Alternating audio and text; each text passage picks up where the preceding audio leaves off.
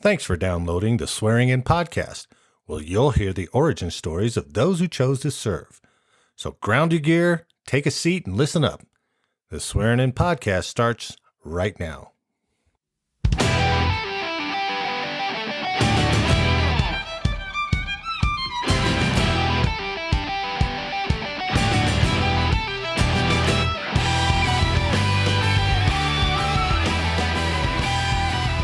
Heads up! Welcome to the Swearing In Podcast. I am your host, Marty Smith. Today, my guest is Air Force retired Master Sergeant Ron Denmon. Ron grew up in southeast Houston, Texas, attended Texas A&M, and then joined the Air Force in 1982. His initial job was as a combat controller. He later switched to AFSC 3-0 combat camera and was assigned to Luke Air Force Base, Arizona, for his first assignment. After some time as an OSI Special Agent, he eventually retired in 2007 as a 1-0-7-1 intel troop out of Buckley Air Force Base, Colorado. So there's your pre-brief on Master Sergeant Denman. Now, on with the interview. Joining me today is retired United States Air Force Master Sergeant Ron Denmon. Ron, how are you? Doing great. Ron and I worked together, 6 years? 6 years over at Buckley? Yeah, at least 6 years, right? Ron was a 1-0-7-1 at that time? Yeah. And I was a 1-Charlie-6-5-1, I think, or whatever. So I was releasing missiles. He was telling me which missiles to release at Buckley, so we got a little bit of history, so I'm glad I can get your story, Ron. Yeah, sounds great. Okay, so let's talk about what led you into the military. You grew up in Houston. Correct. Did you have a family history of military? Not really. I had a couple of uncles that had served back during the Korean War time frame. Oh, really? And I had a brother that was in the military when I joined. He was in the Army.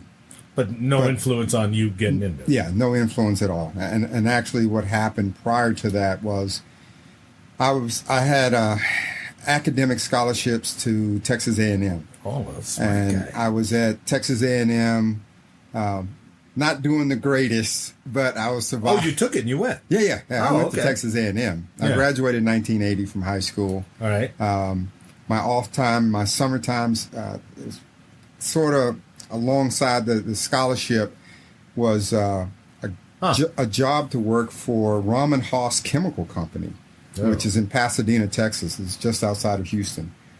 So really? I was working for Ron Haas during the summers, and I was going to Texas A&M studying to be a chemical engineer. And during that time period, my second year, my mother had previously been diagnosed with muscular dystrophy. Oh, okay. And so her illness took a turn for the worse, and she could no longer run our family business. We had our family business at the time. Oh, yeah. And it was a cleaning service. So we did office buildings and new builds, homes and apartments. And we would, especially during the summer months, myself and some of my college and high school buddies would get together and we do all this, the work and and run the business basically. But my mother was the one that actually set up all the contracts. So after she got sick and was no longer able to do that, we also took, my family took a financial hit. Sure. So I was in college and decided, hey, look, my family is, they're not doing as well as they have been financially. Okay. And I didn't want to be more of a drain. And so one day when I was at work for Ron Haas, I decided, let me call a recruiter and see if I can join the military. Where'd you get the idea from? I had a guy that worked with me. His name was Jack Wynn. And he was one of the senior chemists for Ron Haas. All right. And this guy had this very colorful personality. He was this, fabulous guy. He even invited me to his home. They ate dinner with him and his family and his kids. Really? Yeah, he was, just an incredible guy. I really thought over the years I should try to look him up and see if he's still around. Yeah. But he basically did sort of the same thing. He left and went to SMU when he was a teenager, after he graduated from high school. Okay. And he basically blew all of his money because he tried to portray himself as one of the Wynn brothers, as the son of one of the Wynn brothers. And the Wynns are a very rich family in Texas. Oh, all right. And so everybody thought he was part of the Wynn clan. And so he blew all his money trying to live up to that. And then he was too embarrassed to go home and tell his family he had to withdraw from the university because he blew all the money. And so he took off and joined the Navy. Oh. And after he joined the Navy, he traveled around for about 6 years. Yeah. And this guy had some incredible stories about him traveling around in the late 50s, early 60s in the Navy, and all the stuff that he saw and did. And it was just incredible. So every day at work, I would listen to Jack tell these stories. Okay. And so one day I'm sitting at work and I thought, instead of me withdrawing from school or even just coming back and going to school, because Ron and Haas actually said, they gave me an offer and they said, we will pay for your education, but you come back here, work for us full time, and go to school part time. We'll pay for your education. And then when you finish, you just work as a chemist for us. Wow. And it's amazing. Yes, it's amazing, but it wasn't what I wanted for my life. Fair. And you were, how old were you at this time?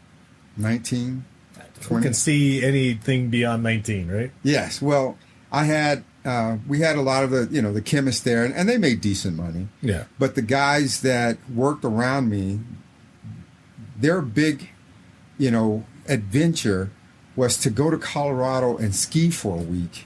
And that's all they talked about every year. And I'd worked there for about 2.5 years at this time. Yeah. But during the summer, spring break, and Christmas periods. And so that's all these guys talked about. That was their big thing, to go to Colorado and go ski. So now wait, you're born and raised in Houston? Correct. A whole life up to that point, just right there. Just right there. And so now you're getting the itch. You're like, yes, I gotta see more of the world than this. I've always had that itch. Really? Yeah.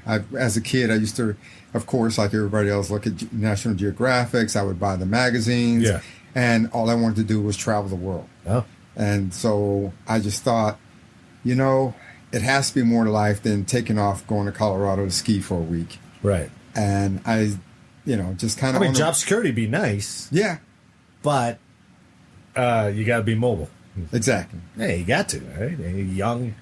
You still haven't seen anything. Yes. So just on a whim that day, I literally called up the recruiter and said, I'm thinking about joining. And it was a mall that's not far from my house called Gulfgate Mall. Okay. And I said, I want to come down and talk to you. And the guy says, well, what are you doing right now? I said, I'm at work. And he goes, what do you do for work? And I said, I'm a assistant chemist at Ron and Haas, chemical plant. Nice. And he said, you've been to college? I said, yeah, I have almost 2 years of college. And he goes, oh shit, I'll wait. He goes, come on down. He goes, I get off at 4, but I'll wait for you because I didn't get off until 5. Yeah. He goes, I'll wait. So I drove straight to his office and got to his office. He had already looked up all my ASVAB scores and everything. And he said, we can definitely get you in. We can definitely get you in. This was Air Force recruiter. This was the Air Force recruiter. Why Air Force and why not the other services? Well, why not the Navy like that guy talked about? I could not see myself spending that much time on a ship in the middle of the ocean with a bunch of other guys. All right. It just wasn't my thing.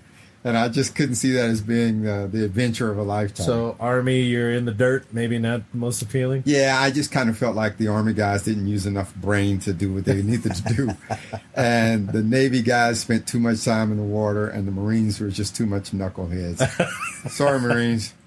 They'll probably agree with you. Yeah. So I just said, I did a little research and said, okay. I think the Air Force is going to be the way. So you put some thought into it. Yeah, and I actually put thought into it because I had 2 individuals out of my graduating class that went to the Air Force Academy.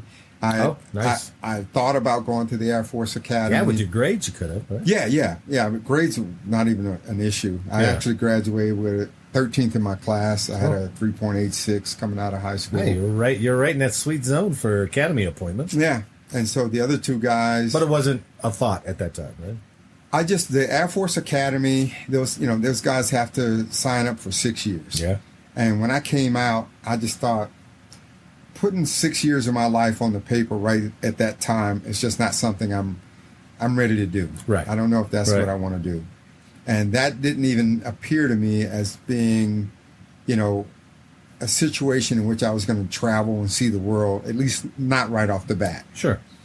And I thought, I can join the Air Force, do 4 years, do something very exciting. Yeah. And when I get out, they'll pay for me to go back to school. And I can go to school without getting any money or anything from, my family. You're right back online. Yeah, and I'm just right back into it, but now I've had some adventure. What part of Houston did you grow up in? Southeast, not far from the Astrodome, for those that are familiar with the area. Yeah. So you go down, you talk to the recruiter. Yes. Did he try to push you somewhere, or did you know what you wanted to do, or did you just say, hey, here's what you qualify for? I told him I wanted to jump out of airplanes. Ah. And he said, okay, we have pararescue. A couple of those jobs, right? We have pararescue. Yeah. And we have combat control. Okay. And I said, okay. I said, I was on the swim team in high school. And so I said, pararescue sounds good. I want to do that. Yeah, that sounds right in your wheelhouse. Yeah, so I just thought, yep, that would be great. And so that's what I signed up for. Okay. So when I went into the military, into the Air Force, I signed up to be a pararescueman, but you can't go in as a pararescueman because you literally have to wait until you pass all of the tests and all the physical. Sure, because then they're just washing you out if you don't pass it. Correct. Okay, makes sense. And so I went in. Basically like open general, then you have to, when you get the basic, you raise your hand and go, I want to do this. Then you go off and do all that. Right. And so even when I went in, so I signed up delayed enlistment. How long? 6 months. Okay. So I went back and did another semester at college at A&M. Oh, you did? Yeah. And so I went back, did another semester at A&M, and then I actually went in.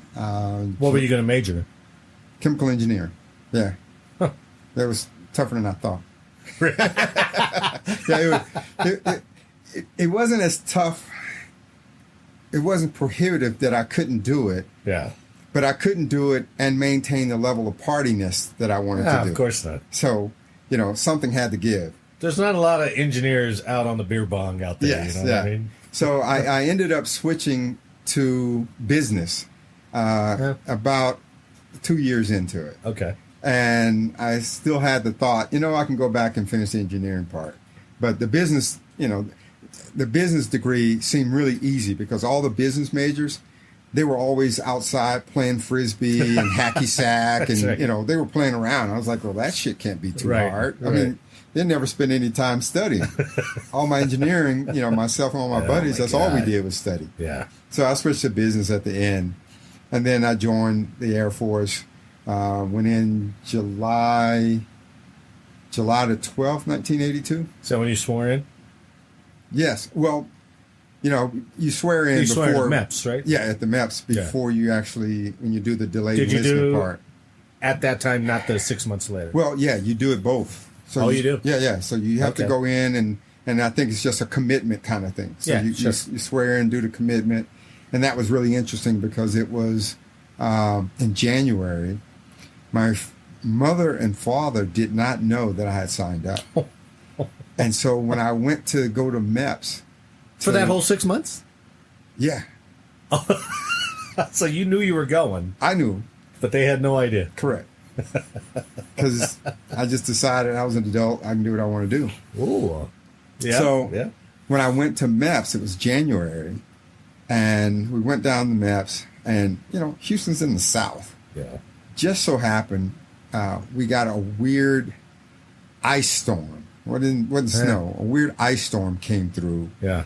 And all of the people that were on the bus that went down to MEPS, we had to spend the night. They put us up in the hotel that was right there in downtown Houston. Okay.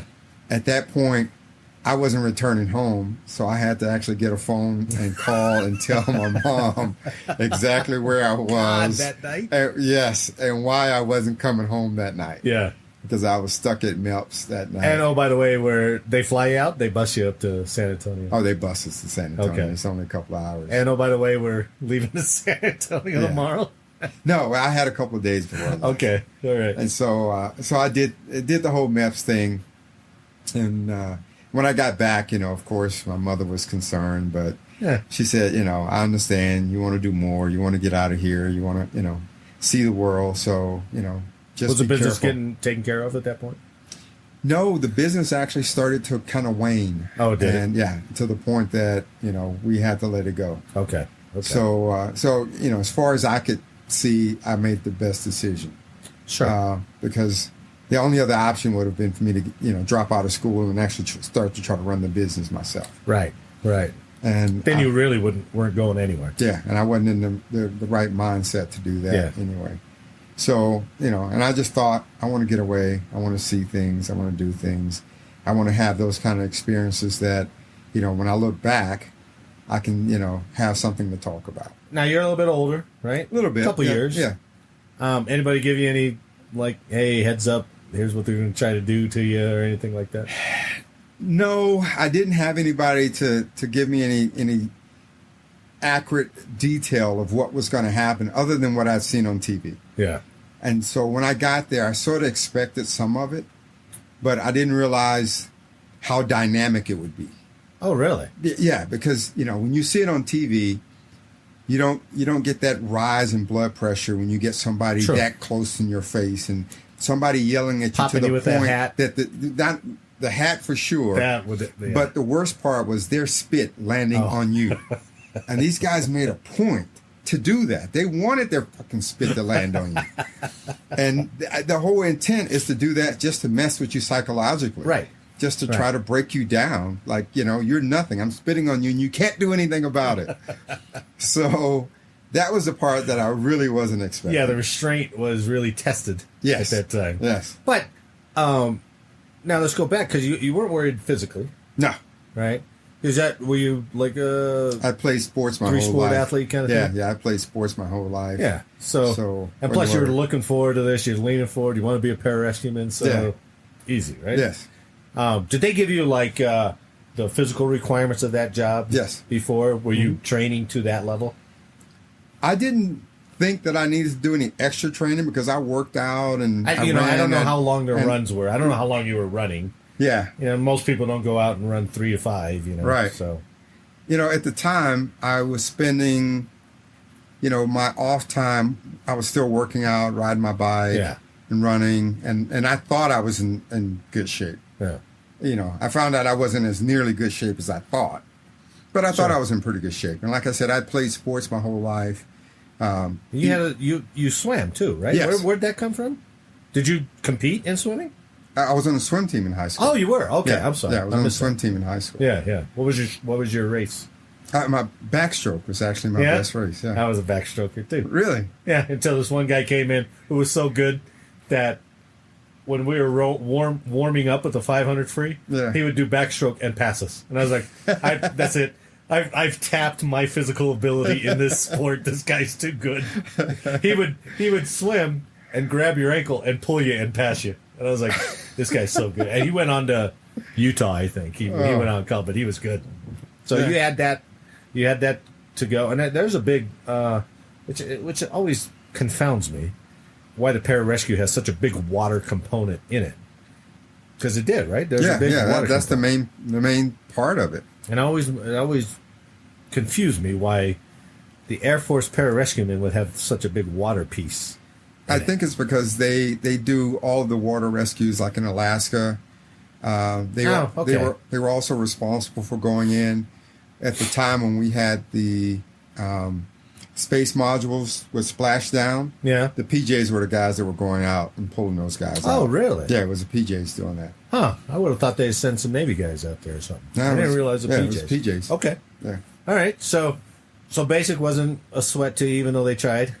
Well, not from a physical standpoint. Yeah. Or even a psychological standpoint, but maybe more or less from a behavioral standpoint. Well, sure. That's the first environment that you're in that guess you kind of prove yourself a little bit, I suppose. It was the first environment that I was in that I couldn't fight back.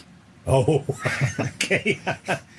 Prior to that, growing up on the rough streets of Houston, I was accustomed to fighting back. You know, Sure. Any threat that came my way, I was quick to swing. Yeah. And so when you're there in basic And training, here you got to grab that seam and not move those yeah, ends. you just got to stand there and let these guys yell and spit and call you names and go on. And, you know, the fact is, all the yelling didn't bother me. Sure. Because I was accustomed to that. You know, my father yelled at me. That was no big deal. Right. So the part that bothered me was after I didn't respond to the yelling, some of the black hats, they took it personal. And so... Oh, so now you're a challenge. Yes. And I was a target. And these guys continue to ride me. Their tenacity at that is to be saluted, really. Yeah. It's, their ego is just as bruised as trying to bruise your ego. Right. Know? So, and that part I didn't understand. That part I didn't understand the finesse of playing that part of the game. Yeah. So, makes sense. Yeah. So 2 weeks into it, the TI calls me up to the office. Everybody else is outside flipping rocks or picking up cigarette butts or something. Yeah. They sent a runner down and they called me up to the office. So I'm in the office. And it was just he and I in the office. Uh-huh. And so he starts to yell at me and say, "Oh, you don't like me, do you? You want to take a swing at me, don't you?" Oh, no, really? And he just, he starts going in at me. He goes, "So what are you going to do? What are you going to do?" Wow. And so I just stand there and I glare him down. Yeah. And I started thinking I could take this guy. Sure. He wasn't a big guy. Yeah. And I just thought, I can take this guy. So I was standing with my fist clenched. Uh-huh. And he looked me in the eyes and realized, oh, wait, this guy is not buckling. Yeah. He's not giving in. He's not backing down. And then he starts yelling at me, "Get out of my office." I didn't move. He goes, "I said, get out of my office." I still didn't move. And he got up from his desk and goes, "Get the hell out of my goddamn office." And I didn't move. And in my head, I had the little devil and the good devil saying, "You could take him. Just beat the shit out of him. Whoop his ass." Right. And then on the other side, the good devil saying, "But they'll put you in jail. Yeah. They're going to put you in the brig. That's Man, true. you're going to get locked up." And I kept thinking, how bad will it be for me to have to go home out of the brig and say I couldn't make it? And so the guy literally gets up, walks past me, and he walks out of the office with me still in the office. Yeah. And he walks out, and then I turn around, I walk out, I go back downstairs, and I, proceed to pick up cigarette butts and flip rocks or whatever we were doing at the time. And of course, a couple of minutes later, I get, another runner comes down saying they want to see you back in the office again. Yeah. God. So then I go back in the office, but now there was this other TI. His name was he was Staff Sergeant Johnston, and he was a pretty good sized guy. Okay. Now he's sitting in the desk, and so they call me back up, but I never had any interaction with this guy. He was like the TI of the sister flight or something. But, Okay. So he wasn't the TI that kept harassing me. Yeah. So I had no issues with him. So he calls me up, and he gets in my face, and he says, "You want to hit me, don't you?" Same song and dance? Yes. He goes, "You want to fucking hit me, don't you?" Aye. And I looked at him, I said, "No, I got no beef with you, man. Yeah. I got no issue with you whatsoever." He goes, "Yeah, you do. Don't you want to hit me? Don't you want to?" Oh, man. And I was like, "No, actually, I don't. I got no problems with you. You haven't done anything to me." Yeah. And, and he couldn't provoke me. And so he Totally disarmed him. Yeah. And then he just said, "Go back downstairs." What are these guys? But you got to remember, these guys are, 24, 25 Right, themselves, exactly. Yeah. Later on that afternoon, I got called, and I had to go to, I think they call it the White House or whatever, but I had to go to the area to talk to, like the squadron commander people. Oh. And so I had to go and talk to them. And, in Air Force basic training, when you get there, they give you these little workbooks. that have all the learning material, everything you're supposed to learn when you get there. And now, mind you, I'm just coming out of a couple of years at Texas A&M. I had already completed my entire workbook for the 6 weeks period that we were there. So 2 weeks, mine was all done. And so they called me to go to, talk to the commander, first shirt. It was actually a first shirt I had to talk to. So I went to talk to this first shirt. He made sure I had to bring my little workbook with me. He sit there and he starts flipping through my workbook. And he was like, "Holy shit, you're only 2 weeks in, right?" And I was like, "Yes, sir." "Holy shit, you finished this thing already." He's like, "Man, I wish we had more troops like you." He goes, "You never had any 241s pull." And for people that don't know, when you're in basic training, it's a little disciplinary slip. You carry 2 in your pocket, and if you do something to screw up, they pull one out. They write your infraction on the 241, and they submit it to your squadron. That's your demerit. Yes. And so he said, "You haven't had any 241s pull. You pass all your inspections." He goes, "As far as I can tell, there's an issue between you and your TI." He goes, "There's no issue with you as an Air Force troop." He says, "You can do one or two things. You can go back there and just deal with this guy for the next 4 weeks, or I can recycle you and put you in the next flight behind you." I said, "The only way I'll get out of here is if I go to the next flight." I said, "Because that guy, he and I are not gonna, it's not gonna turn out good." And so he goes, "Okay, well, I'll send you to the next flight." And it was a flight that was just starting. So you had to do and so 2 extra weeks. I had to rotate back to that flight. I had to pack all my stuff and do the walk of shame, and go to this, go to the other building. And set all my stuff up, and just as the other flight was coming in, and then I had to explain to all those guys why I was already there and I already had all my uniforms and everything. So it was an interesting start to my Air Force career. So we actually, the second crew that I was with, we were actually a very well-knit crew. We did well. That's good. We actually... Did you get honor flight? We got honor flight. Very good. And I qualified for that BMT honor thing where you get the special little ribbon. But I couldn't get it because I've been recycled. So I qualified for it. Okay. All my test scores, all my PT scores, no 241s pulled, all the stuff that I needed. But I couldn't get that ribbon because I'm kind of glad they held that standard, actually. You're like, So it was, I was a little disappointed because I left basic training, and other guys that didn't do nearly as well as I did had that basic training honor ribbon, and I was like, I should have. Nobody's going to know I did good. So when did they come out and tell you what your job was going to be? So it was. So that is in the middle, or is it towards the end? I can't remember. No, it was about in the middle. Okay. And that's when they came out and they said, "Okay, what are your jobs?" And you actually go into like the MPF, and you sign all of these sheets, and you say your job, job that you want, and then the dream sheets, right? Yeah, and the locations. Yeah. And so I went and did all of that. What'd they tell you? Hey, here's where your tech school is going to be? Or? So they come in and they said, "Okay, in order to do pararescue..." Or is there testing before you go? Yes. You got to you got to go pass a pre-test. Yeah.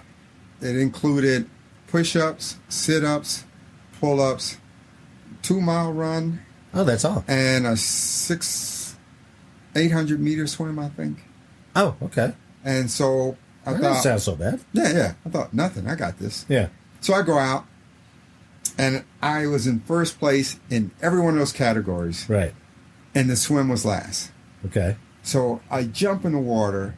Did they do it back-to-back, or did they give you some time between? No, everything was essentially back-to-back. Just enough time for everybody else to finish. Yeah, okay. And then you go do the next thing. Then everybody finished, and you go do the next thing. So I jump in the water. Now, mind you, I hadn't been practicing swimming at all. But, I had confidence in my swimming ability. Sure. And I jumped in and started my swim, and I started it as if it was a race. You took it out way too fast. Yes. I got about 4 laps into it, And I was cramping so bad. Oh, no. I felt like I was going to just ball up and die and drown. And when you do this, if your feet touch the bottom at all, you're done. Yeah.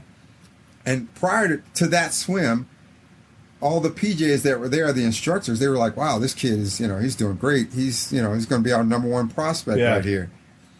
And I cramped up so bad that I said, I got to stop for a second. I got to stop. And as soon as my feet touched the bottom, they said, sorry, you're out. No kidding. And they said, all you have to do is just, slow down. Yeah. Do the swim again. And then it wasn't timed, right? It was just No, it's timed. You have to do it at a certain time. But the time wasn't the issue. Yeah. It was just, I just took off too fast. And so, because I had finished everything else, the PJ guy says, look, you killed it on everything. What you should do is just go into combat control because they don't have to do the swim portion to qualify. And we already have your numbers. They have to do everything except for the swim part to qualify for combat control. Really? So I was like, all right, what do they do? And so they told me what combat control did.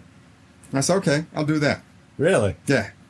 They basically just turned my numbers over to combat control and said, yeah, we just verified this guy just did this. I would have thought you were sitting there going, but I can do it. I know I can do it. God damn it. You know what? I was going to have to wait a time period, and I don't know what the time period was to try again. Oh, they were real strict on that. Yeah, they were very strict. Okay. It wasn't like you can just come back tomorrow and do the swim. Yeah. You have to do the whole thing all over again. Huh. And, and I just said, okay, combat control sounds cool. Okay. So I signed up for that, and so when I left basic, I actually went to Keesler Air Force Base for combat control. What was that date when you get down to Keesler? We got to Keesler in September. September of 82. September 82. September of 82. So it was blistering hot. Oh, yeah. Blistering hot. Man, it was hot and sweaty. Worse than Houston? It was even worse than Houston. It's right on the beach. Houston has 45 miles from the water. This is on the water. That didn't give you any relief? None. None. I get that cool Gulf breeze blowing in on you? It was miserable. And I hate, the reason I live in Colorado now is because I hate the heat and humidity down south. Yeah. So I got that from Louisiana when I was first down there. God, it's 9 o'clock. I'm dripping already. Yeah, same weather. Yeah.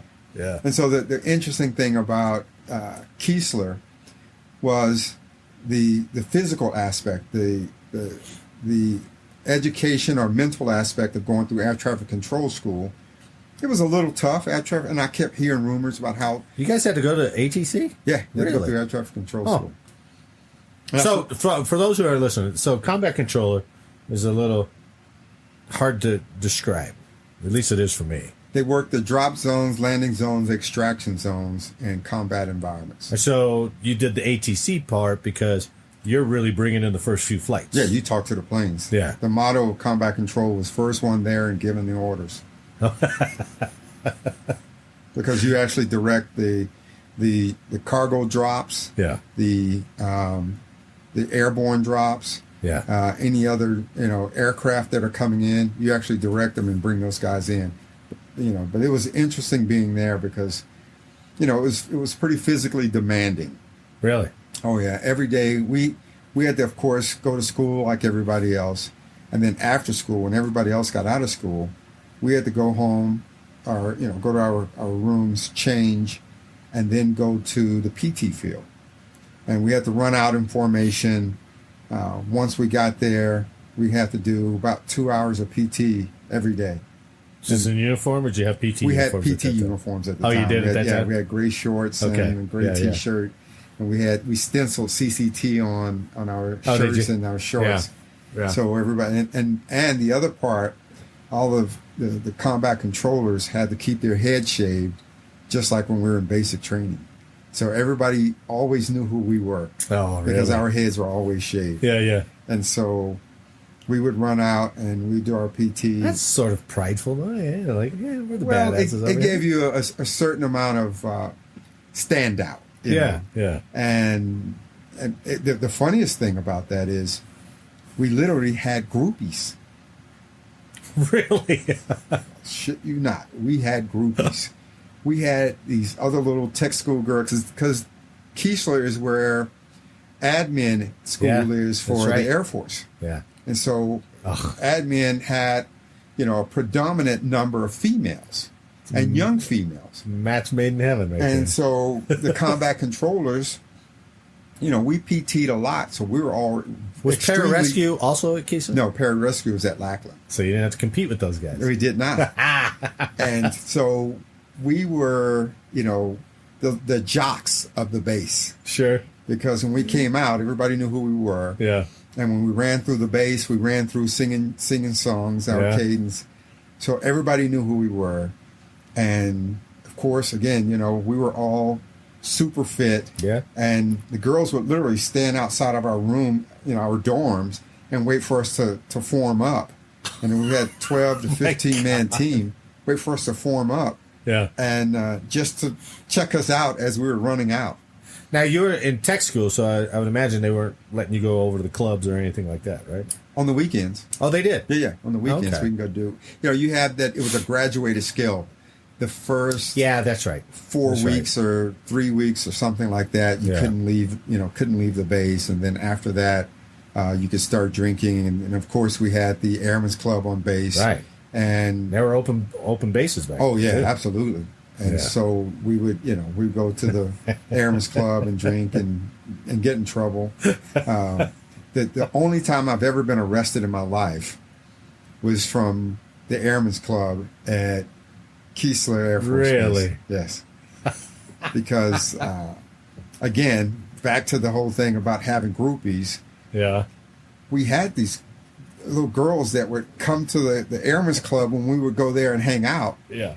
And so one guy didn't like the idea that one of the girls was hitting on my buddy. Yeah. And this guy named Robert Davies. And Davies was from San Diego, California, grew up rough. Yeah. And he fought even more than I did. He was just straight up, and he was like a boxer. I mean, this guy was, yeah. And we used to talk about how he had hands of stone. Yeah. We were out for our last night of partying. We'd already packed everything. We were going to catch the bus out. We had to go to Fort Benning, Georgia that morning, like 4 a.m. We were supposed to leave for Fort Benning to go to jump school. Yeah. So everything was packed. And this one young lady, she happens to be white. Davies happens to be black. And she was sitting on his lap, and she was kissing on him and just, doing what kids do. This other guy did not like that idea. And we are in Mississippi. Oh, he didn't like the mix thing. Oh, man. And so he comes over to Davies, and he's got his couple of buddies that are with him, and he is just running his mouth. And he's talking about how he's going to whoop up on Davies. Are these Air Force guys? Yeah, these are all Air Force guys. Okay. Jeez, that's even worse. Yes. And so we kept saying, Davies, don't do it. We leave out of here in the morning. Don't do it. Yeah. And the guy got right in Davies' face, and it was myself, Davies, and another combat controller, Ed McDonald. And Davies and I were black, Ed was white. So the other 3 guys are all white. So we get up, and I said, you know what, Davies? Let's just leave, man. It's already late. We don't need this trouble. Yeah. So we leave out. As we walk out the door, the side door to leave, out the back of the Airmen's Club, these guys walk out behind us. Oh, man. And so the guy just keeps running his mouth. Yeah. And he gets in Davies' face. And Davies, Robert told him, we would call him Bobby. So Bobby said, you better get out of my face. Yeah. And the guy basically got almost nose to nose with Bobby. And he spat in Bobby's face.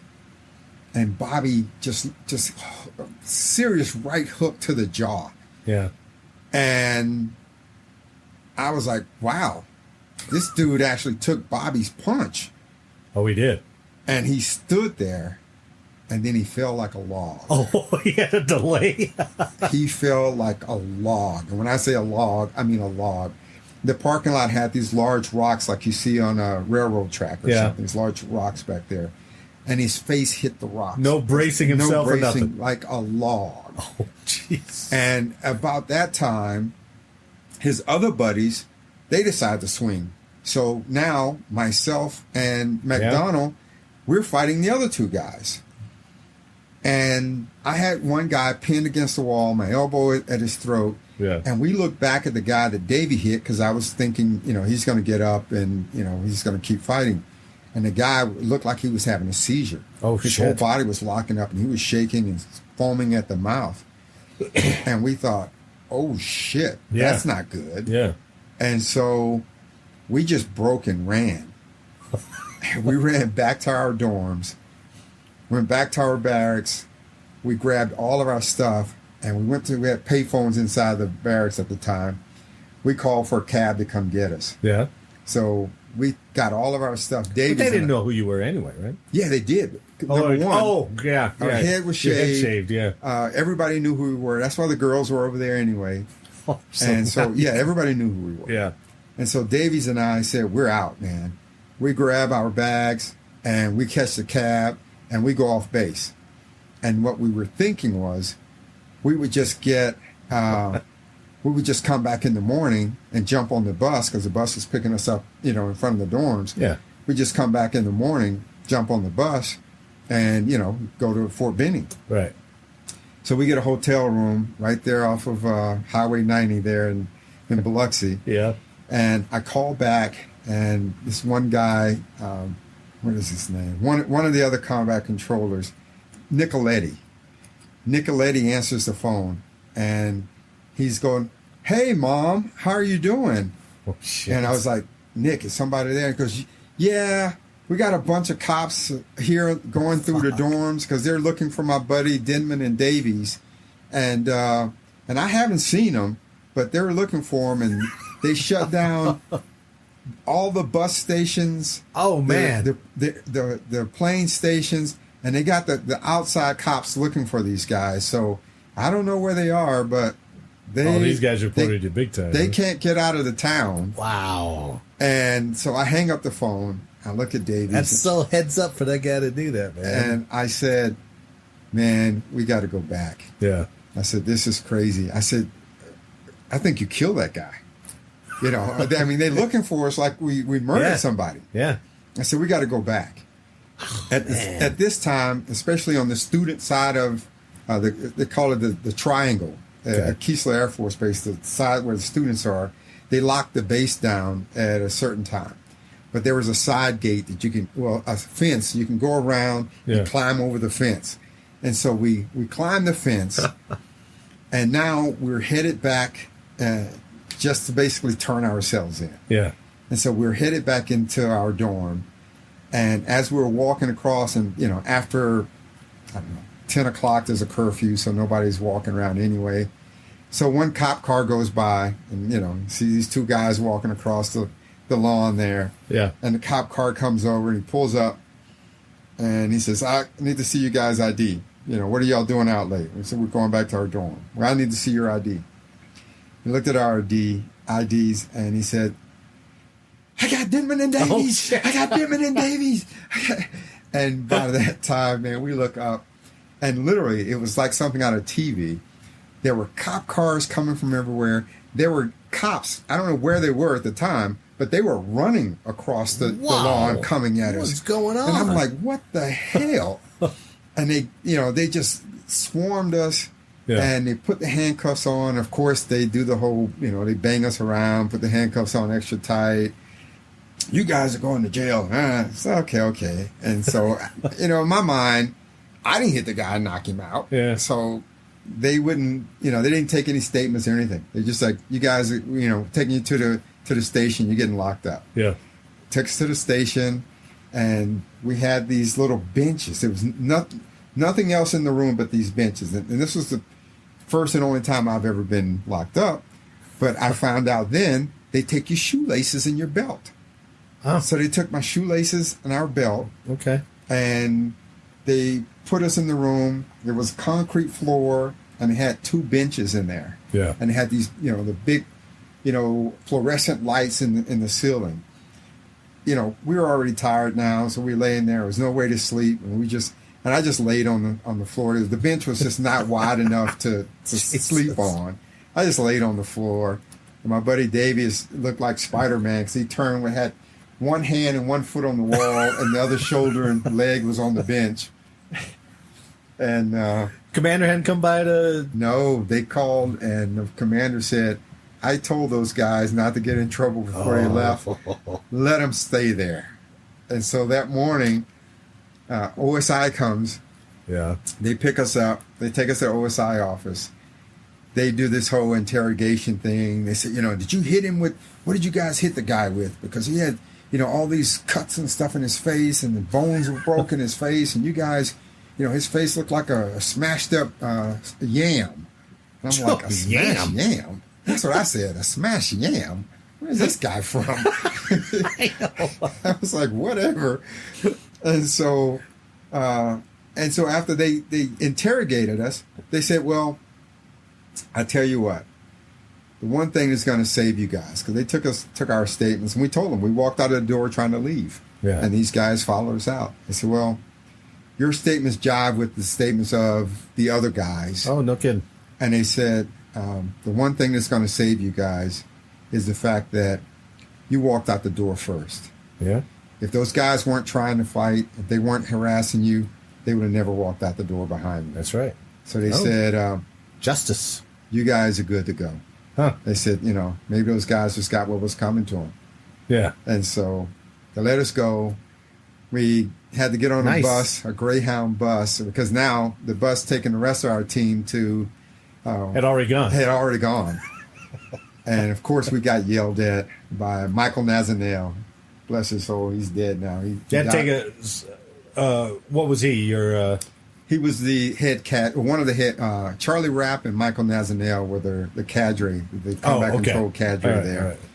And so they said, you guys got to catch a bus. So they wouldn't put us on the bus and send us down. And then we civilian went to bus? school. Yeah. Just a regular civilian Greyhound bus. Oh, God. And How long is that ride? It had to be 8 hours, maybe. Yeah, I was going to say, that's a while. Yeah, it had to be about 8 hours, I think. And then we had to, get a taxi. And on your own? Yeah, on our own. We had to get a taxi and then take the taxi to the base, to Fort Benning. And then, of course, through all of this, when I get out of the taxi, of course, we're dragging our bags. I go in, get ready to end process. And at this time, we used to always get this folder with all our orders and everything in it. Right. I'd left my folder in the taxi. Oh, no. Yeah, as if I hadn't been through enough. So I left the folder in the taxi. These are all unforced errors, right? Yes, that was definitely an unforced error. Man, so I had to go up to what they call it the White House at jump school. I had to go there, talk to these guys. They had to call the taxi company, get the taxi driver to bring the paperwork back. So just so happened while I'm sitting there, one of the black hats comes in, the jump school instructors. Yeah. He comes in, and these guys, you have to understand, this is 82. By this time, it's 83. Yeah. These are the guys that are fresh out of Vietnam. Yeah. These are guys that have finished Vietnam and decided to be career guys, and they stayed in. Yeah. And so these guys got yelled at by their country. These guys were mean. Now they're going to take it out on all these cadets. These guys not were cadets, mean. but all these candidates. Yeah, these guys were mean. Yeah. And that was back when they could touch it. Yeah, I'm getting to that. Yes. Okay. And so, so we're there, and they had a bunch of big Samoan guys. I don't know why so many Samoan guys were in there as jump school instructors. Yeah. These big, massive Samoan guys. Yeah. And, and again, I came from kind of rough streets, but I looked at these guys, and I'm like, I'm scared. These guys are going to fucking break me. Right. I was like, this is not where I want to be. Yeah. But one of the guys was looking at me and goes, Air Force, because at the time we were still wearing the utility uniforms, the green uniforms, the pickles. Oh, yeah. And the Army had already switched over to the BDUs. Okay. So we stood out. So you really stood out. Yeah, we really stood out. So the guy was like, you're Air Force. What are you doing here? Air Force didn't have anybody. You give it a more and more fuel to just hate you. The Air Force doesn't have anybody that, need to be airborne. You guys just fly in the planes. Yeah. And I said, no, man, we're combat controllers. I said, we're tough. We're tougher than, I said, you put a team together, and we had a 12-man team that went there. I said, you put any 12 of your Green Berets, Rangers, 82nd, whoever you want to amass, you put any 12 of those guys together, and you match them with 12 of us, and we'll tear their ass up. Nice. And the guy looks at me and said, oh, okay. So Air Force saying he can't be smoked. And I'm thinking, I don't even know what that word means. I don't even know what the hell he's talking about. I never said that.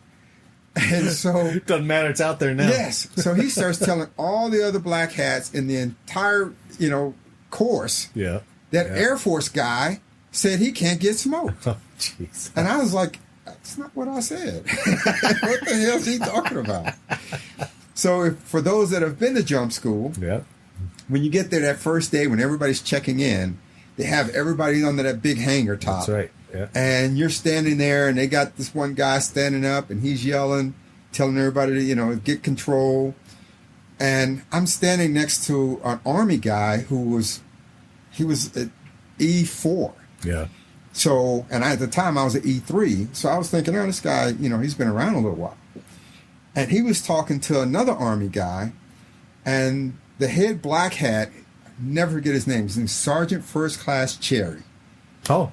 He probably was only about 6 feet tall, but he had a head like a pumpkin. Oh, jeez. He had a big old round head and just red-faced dude, big guy. Yeah.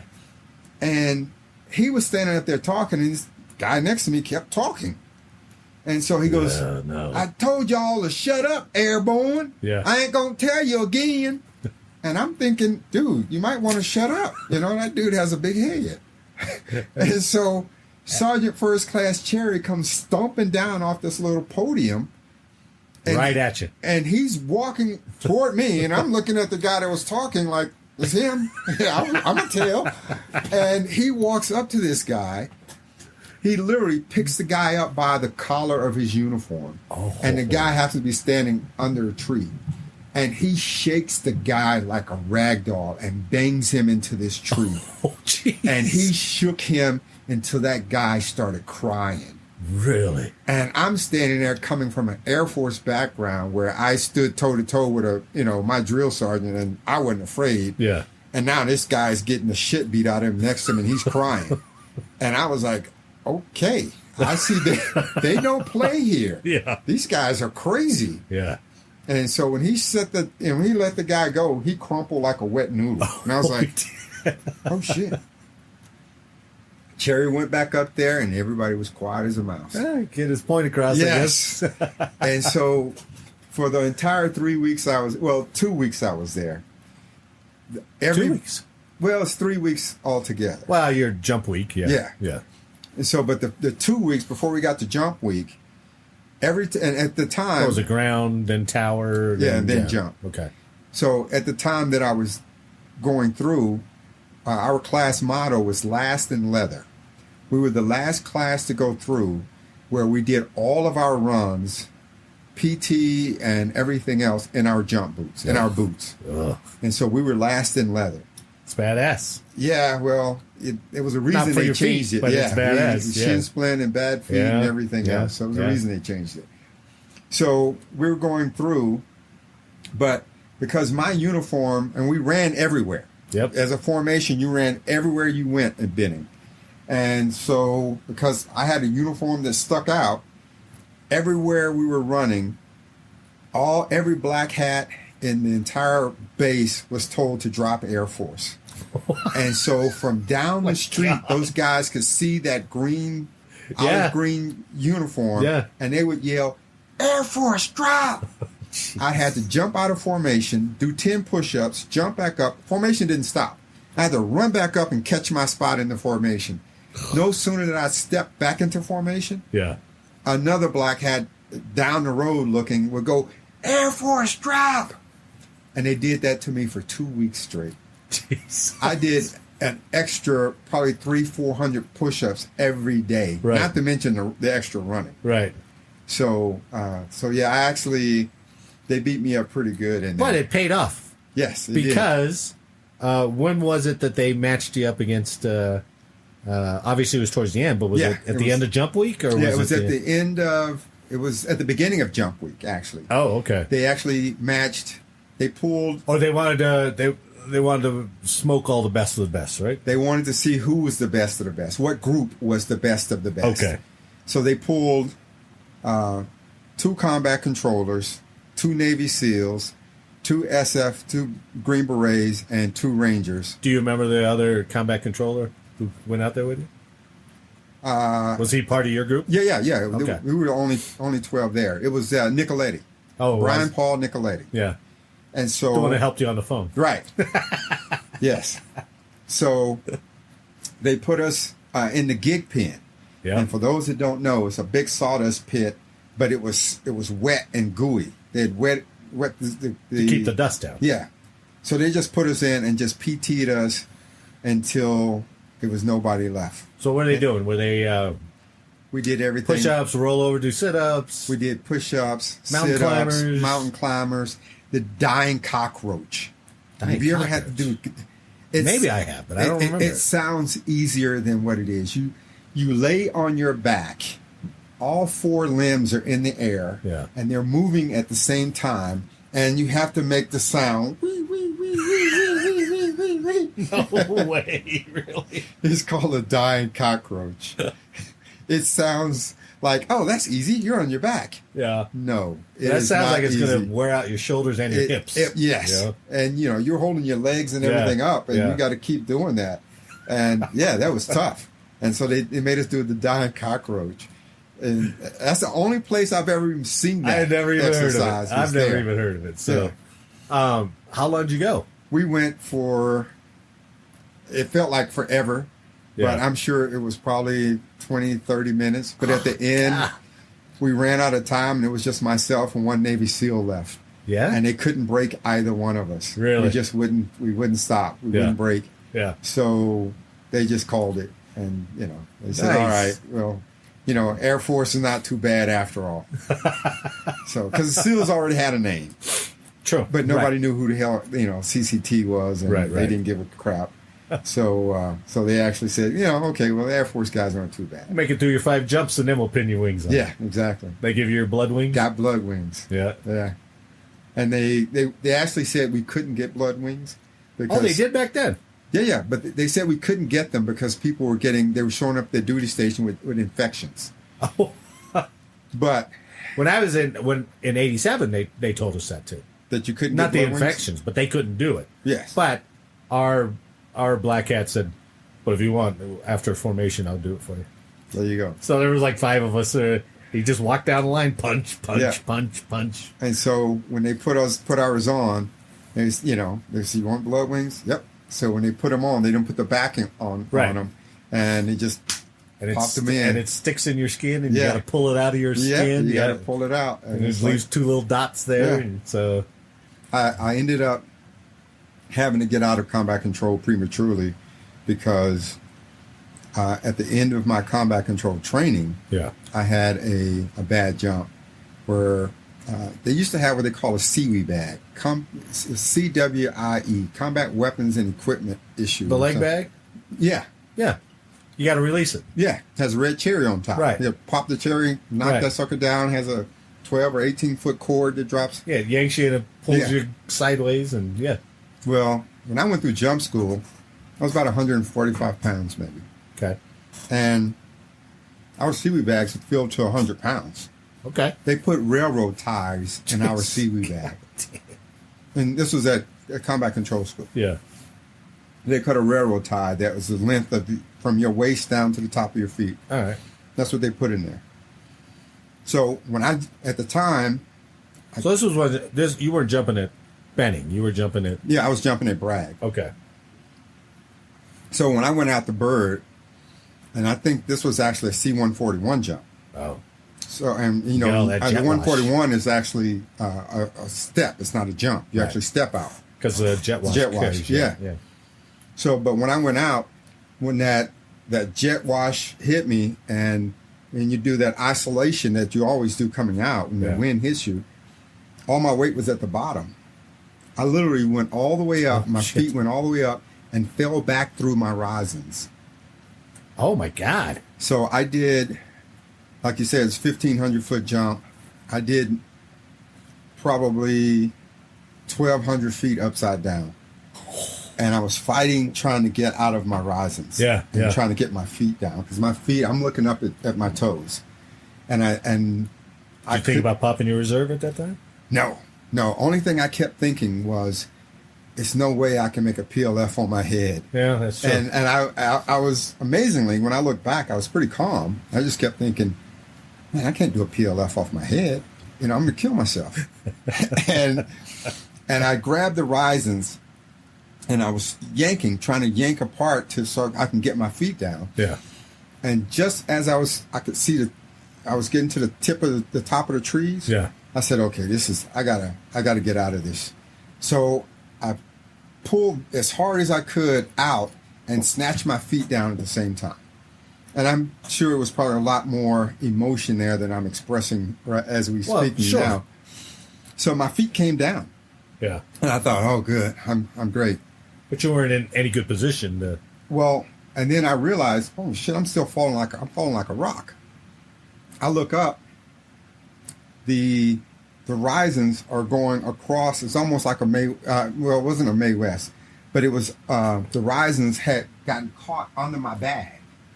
Oh. So instead of my chute being fully deployed, it was reduced. It was because the risings had to go under my bag instead of just going up from my shoulders. Right. So my chute was partially, collapsed. Yeah. And I was smoking in, and I just thought, okay, I still had access, to my stirrup. Yeah. I could turn it, the handles. And so the toggles. Yeah. Toggles, that's what it is. The toggles. I still had access to my toggles. Yeah. So I saw a sand pit, and it was I forget which jump zone it was on, but it was a sand pit that was out there. It was dirt and a sand pit. Yeah. And I grabbed right and just turned as hard as I could trying to hit that sand pit. And when I came in, I felt like I jumped off a 3-story building. Oh, God. And when I hit, man, I hit so hard.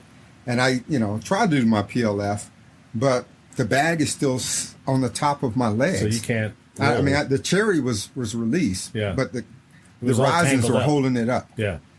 And so when I hit, I smashed hard. Oh. And I just thought, okay, that's not good. And I laid there just kind of taking inventory, where's the pain, where, what's hurting. Right. And I thought, oh, I'm not hurting that bad. Yeah. It's okay. It's okay. And, release my chute. And at the time, I heard all these black hats yelling because they could see from the ground. And they were running over toward me. And they were yelling. I don't know what they were yelling, but they were yelling at me.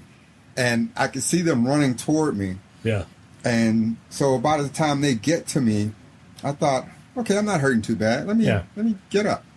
So I jumped up, and as soon as I stood up, I collapsed because my right ankle was just, it just felt like it was crushed. Really? And I thought, oh, man, I'm going to get washed out.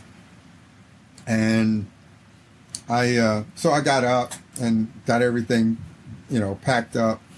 And I had to limp off and go on. And, the cadre were, they were pretty cool about it. But you walked off the drop zone. Yeah, I did. I walked off, limped off. That's what they wanted, yeah, right? So I limped off. And then a day or two later, my back just started killing me. Yeah. And it just felt like... You had to compress it, right? Yeah, exactly. Oh. And so I ended up going to the doctor, and after, had to do the x-rays and all this stuff.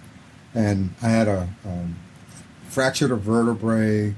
Oh, you did? Yeah, and compressed the disc. Yeah. And had a bulging disc and some other stuff that was all screwed up back there. Oh, man. So I was like my last couple of weeks of combat control school. Really? Yeah. And so they said, well, you can take a medical and get out, but you can't right now, the flight surgeons wouldn't authorize me to go back in. Yeah. Or I had one of the combat control instructors tell me, if you take a medical, it's going to be really hard to get certified to come back in with a bad back injury. He said, if I was you, get an academic out. Huh. He said, if you go out from an academic point of view, you can just come back whenever you feel ready. Yeah, because the physical piece would lock you into a course of action that you can't come back from. Right. Huh. So I had to, so it was like my last test. I had to fail the test. Oh, man. And so I failed the test. Really? Yeah. And I got out. And I kept thinking I was going to go back. Yeah. And my back just didn't get better forever. Sure. I mean, even now I have major back problems. Really? Even now. Yeah, I had, for more than 10 years, I had to have RF ablation, where they go in and burn the nerves out. Yeah. So that they... how's your disc? Is it... Yeah, they're not... I mean, they don't have to fuse anything or anything, do they? No. There was still some bulge in there and some pain, but it's okay. Yeah. Well, bone spurs now from when the bones hit. Yeah. And the disc smushed and the bones hit. From damage to the bones, there's some bone spurs that are pinching the nerves itself. Ah, Jesus. Yeah. Oh, damn. But it's been a fun ride. So then I ended up cross-training the combat camera. So that was your first assignment? Uh-huh. In the combat camera? Yeah, actually the best job I've ever had in the military. Really? Yeah. And so, it was my number one pick. So I got that. I had to come to Lowry Air Force Base for 3.5-4 months for school. When was that? When did you go there?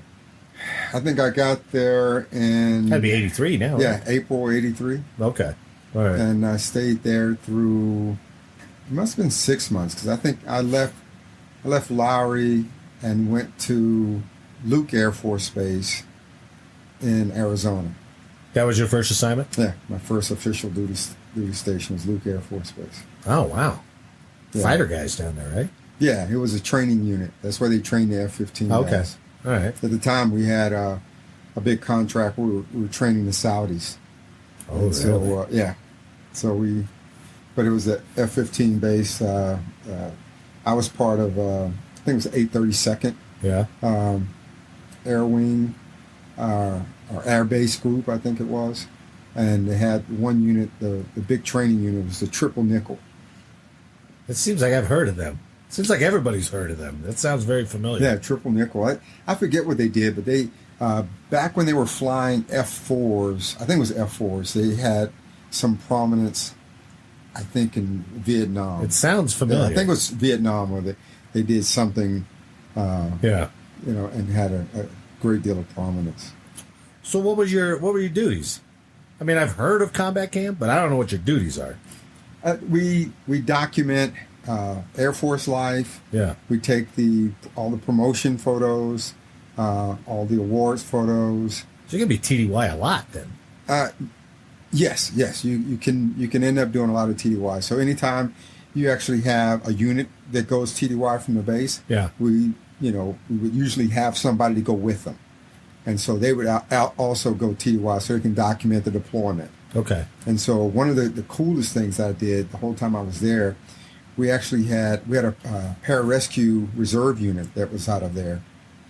We had a hiker that actually, a guy went into the Grand Canyon with the intent of committing suicide. Oh. But he slipped up and fell on a ledge. Geez. And he landed on a ledge that was 100 feet above the canyon and about 100 feet from the top. Yeah. And he essentially broke his back. And now he was screaming and crying, and somebody heard him, and they needed to get him out of there. Yeah. And so they said, hey, we're sending a bird out there to go try to get this guy or do this rescue. Bird full of PJs. Yeah. They said, anybody wants to go with him, I'll go. Yeah. So it was actually myself and another guy, Glenn Keene. that was the other, John King. He was the other combat camera guy at the unit. That he said, "Yeah, I'll go." And so we go over. They have the horse that you see on, the sea stallions and, the, where they drop it down in the water. They do water rescues a lot. Yeah. So they had this horse. Is that what that's called? That little cage thing or whatever? No, the helicopters the Navy used called a sea stallion. Right. But yeah, the horse is just that part, but it has the cage on the bottom. Oh, okay. But they couldn't get the cage on the little ledge. It was too small. It was too small. Yeah. So they dropped the guy down, and I said, and I'm taking pictures this whole time. Wow. And so I'm hanging off the side taking pictures, and then they said, we actually have to get too close to the actual side of the mountain to pick this guy up. They said, the helicopter blades are going to hit the side of the mountain. Jeez. So the helicopter pilot went back up, and he dropped everybody off the plane. Yeah. He says, "Look, everybody else, you guys get off the helicopter because if we go down, I'm not taking everybody with me." Right. And he says, "I can do this on my own." He dropped everybody except for one PJ, and he goes back. And so now I'm on the top of the canyon, and I'm shooting down. Whoa. And so the helicopter comes down, and a couple of shots were really cool because, the camera actually stops the blades. Yeah. And so I'm shooting down through the top of the blades, and they drop what they called a screaming jacket. Huh. And I asked the other PJ standing next to me, I said, "Why do they call it a screaming jacket?" He says, "Well, you'll see in a minute." And so, and it's essentially a large harness. Yeah. And it has a hook in the front. And he says what happens is when people have back problems, when they injure themselves, when they start to hoist up all their weights on that harness, and it doesn't support the back because it's just a cloth harness. Yeah. And so when they started to lift that guy up, oh man, he screamed. Oh, it was horrible. God, really? It was horrible. He was screaming, and I was taking pictures as they were lifting him up. Oh, man. But they ended up being just, one of the highlights of, my career, being able to fly that mission. And absolutely. But I mean, I've had a lot of other really cool missions. We had planes that crashed there. Oh, really? Because it was a training base. Yeah. And we had planes that crashed, and I've done, including my time in OSI, I've probably done 24, 25 autopsies. Oh, my God. But as a photographer, I probably have 7, 8 autopsies as a photographer as well. Jeez. So one of the first autopsies... They didn't prepare you for that, did they? Nothing can prepare you for that. God. One of the first autopsies that I had was, there at Luke Air Force Base, a pilot crashed, and he went in with a high angle of descent. I mean, he almost went straight in. Yeah.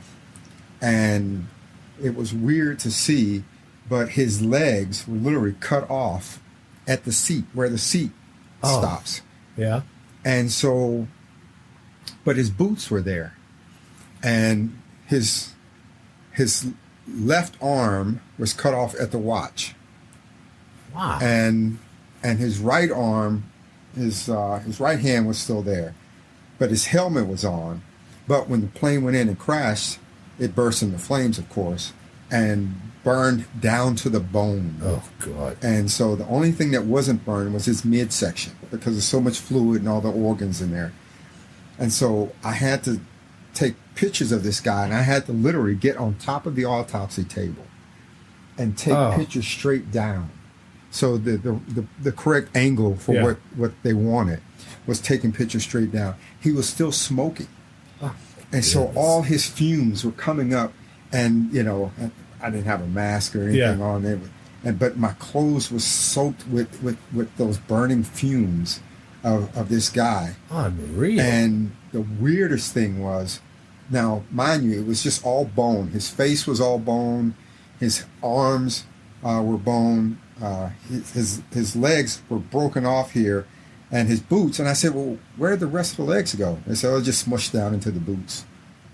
Oh, my goodness. And I was like, you got to be kidding me. Good night. And so, and the watch, it was a Timex. That watch was still running. Oh, jeez. But it was no hand there. And it was bone. And so I just thought, man, this is so crazy. And then they said, okay, we're going to take the helmet off. And so the craziest thing is, now mind you, is the whole facial area is just bone. I just see skeleton, burnt skeleton. They take the helmet off, and this big puff of blonde hair comes out, and everything under the helmet was completely untouched. Oh.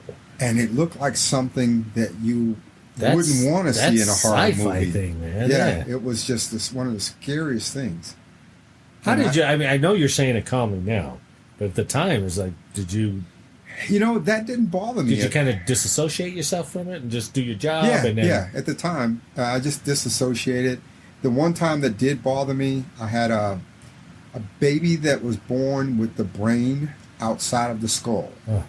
And it basically died a short period after it was born.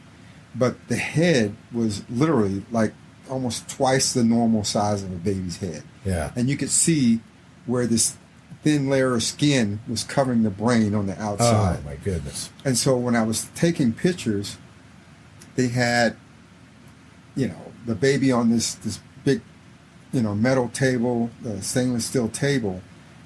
And the baby had just died. Yeah. And I was taking pictures, and I think the air conditioning unit kicked on. You know how sometimes they jolt the building when the big air conditioning, and the baby moved. Oh. Because it's sitting on a metal table. Yeah. A metal table sitting on the concrete floor, and so when the air conditioning kicked on, the baby moved. As I'm looking through the viewfinder, taking a picture, all of a sudden this baby moves in front of me. And that was like, whoa, whoa, whoa. And I was like, whoa, whoa. And I was like trying to get a doctor, like, hey, come back. Yeah. The baby moved. Yeah. And they were like, no. It's just a latent nerve kind of thing. Yeah, they was like, whatever they call it. No, baby's dead. I'm like, check. Yeah. But that freaked me out. And for days after that, I could see that little baby move in front of my eyes. It's one of the worst. How long did you stay in combat camera? I stayed in combat camera 4 years. Yeah. And then... All at Luke? No. I left Luke and went to Kadena Air Base, Japan. Okinawa, Japan. And when I was at Luke, I went on several missions with OSI because we also did their photography work for OSI. You had a lot of run-ins with OSI. It seems, I did. Seems why you got redirected there later, you go. Right? So when I was in Okinawa, I got called out, and just so happened one of the agents from Luke was in Okinawa. Uh-huh. And so I got called out to do a couple of jobs with them. And after, 1 or 2 jobs, they would request me by name. Yeah. And they said, no, send Denman over. So I started doing all these jobs for OSI. And then Bob Carroll is the guy's name, the agent. So he said, hey, we think you'd be a good fit for us, man. Why don't you come over and join? Why don't you think about it? And I said, I don't know. And they go, no, it's really cool. You'll be able to do this, and you can do undercover. At the time, Miami Vice was big. Oh, yeah. And I'd watched a little too much Miami Vice. Because he starts telling me about all the undercover and the narcotic stuff and how I could do this and do that. And I thought, that'd be cool. I'll be driving around like Crockett and Tubbs and a Ferrari. That's right. I'm going to have a good time, and this is going to be great. Okay, I'll join. That was the decision point? You cross-trained out of combat camp? Correct. In Kadena? Actually, I did all the paperwork in Kadena. Yeah. And so I had to wait until my time there was up. I actually had to extend because I was at the end of my enlistment. Right. So I had to extend another 13 months. So I extended 13 months, came back to the U.S. to Seymour Johnson Air Force Base in North Carolina, otherwise known as Shady J, and came back there, dropped my bags, went off to OSI Academy in Bowling. Well, wait, what year was this? This was 87. Okay, 87. I went to Okinawa from January 16th, 1985 to July the 20th, 1987. Okay, so a couple, 2.5 years or so. Yeah, 2.5 years there. And so now you're back, you're cross-trained, or you're going to OSI school. Yeah, went to OSI Academy, Buckley Air Force Base. How long was that? I think the school was like 4 months. Yeah. 3.5, 4 months. You graduate as a special agent, and then from there you went to Korea. First, I went to Seymour Johnson. Right. And then from Seymour Johnson to Korea. Okay. To Yongsan, AIG. You did your year there. Did a year there, and then I returned from there and went to Keesler Air Force Base. Back to Keesler. Yeah, back to Keesler. But this one was now I was actually in OSI in that same building that they took me to do that interrogation from when I was in. Oh my God! OSI was in the same building, and it took me, and I was assigned to the same building that I'd been interrogated in some years earlier. They still have the same bench. The bench was actually in security forces. Yeah. But the office where they interrogated me, the interrogation room, my office was next to that interrogation room. Unbelievable. Yeah. And now you're on the other side of it. Yeah. Oh my God, that's great. Yeah. So. Any regrets? Not one. Yeah. Well, we started off talking about you wanting to see the world. I did. My God, you saw the world. And even since then, I've continued to travel. So far, I have 45 countries I've traveled to around the world. And, again, I have another one coming up. Next year, I'll do Palau. So now I scuba dive and snow ski. And so I try to do that wherever I can around the world. How's your body holding up for all that? I have to make some adjustments, and even scuba diving, I have to. Do you really? Yeah. If I stay in a horizontal position scuba diving, just the weight of the tank on my back, it causes a great deal of strain on my back, a lot of pain. No kidding. It wouldn't for a normal person, Yeah. but just because my back is screwed up. So I have to spend a lot of time in a vertical position while I'm scuba diving instead of being in horizontal. So really, so I switch back and forth, which is once you get a little experience diving, it's not a hard thing to do. Get your buoyancy. You just got to relieve the pressure a little while. Yeah. Oh man. So I've seen the world, and I'm continuing to see the world, and lucky for me, I did almost 7 years between Iraq and Afghanistan after I retired in 2007. And I ended up just retiring in 2014. And since I've been retired, all I do is travel the world and, tell stories. That's it. It's been a fun time. Well, I'm glad to have spent the time that we spent together and get to know you. But I never knew all these stories, so I'm glad I'm even more grateful that you did the interview, and I get to find out really about your life. That's fantastic. It's been an interesting ride. And you're gonna put a book together on all this, right? Yeah, I keep having people tell me that, So yeah, I'm considering it. Just a portion of Iraq and Afghanistan, the nearly 7 years between those two locations is worth a good book. Master Sergeant retired Ron Denmon. It's been a pleasure. It's been a good time, man. Thanks for doing the interview. Thank you, Ron. On behalf of retired Master Sergeant Ron Denmon, I'd like to thank you for listening today. I hope you enjoyed the show, and if you did, please leave a like or a comment and share the podcast with someone else. And, as always, make sure to download the next episode for more service origin stories. So until next time, on your feet!